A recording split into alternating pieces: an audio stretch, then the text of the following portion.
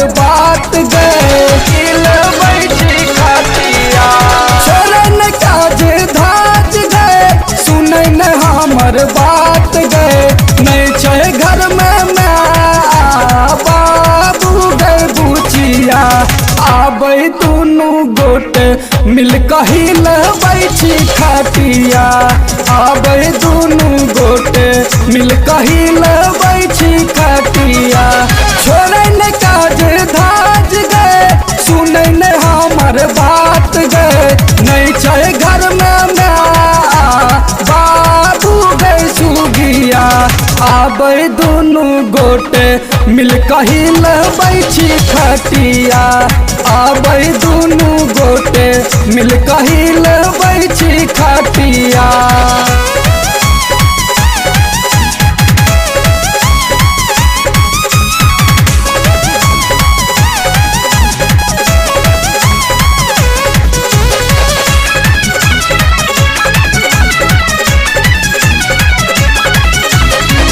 जल्दी से आबै अब करे नहीं देर गे 2 घंटा पहले से करे छियौ वेट गे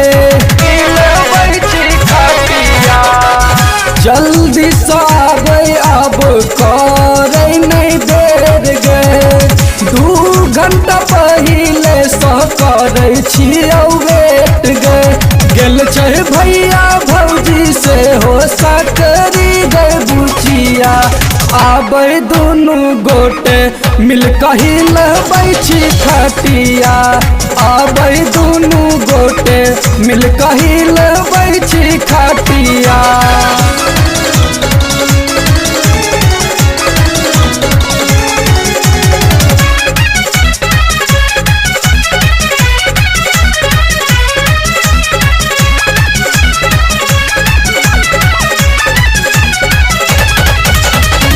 कहै छियौ आबै तू हमरा संग में बड़ मजा मिलतौ बुच्ची प्यार वाला जान में कहै छियौ आबै तू हमरा संग में बड़ मजा मिलतौ बुच्ची प्यार वाला जान में मिलतै नहीं मौका एहन फेर है गे बुचिया आबै दुनू गोटे मिल कहिल बैठी खटिया आबै दुनू गोटे मिल कहिल बैठी खटिया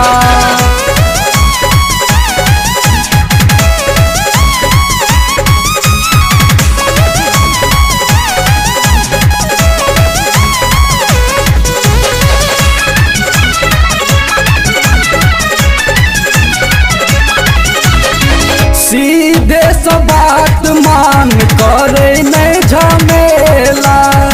संदीप सिंह घर में छै आया केला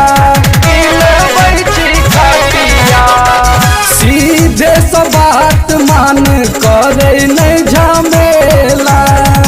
संदीप सिंह घर में छै आया केला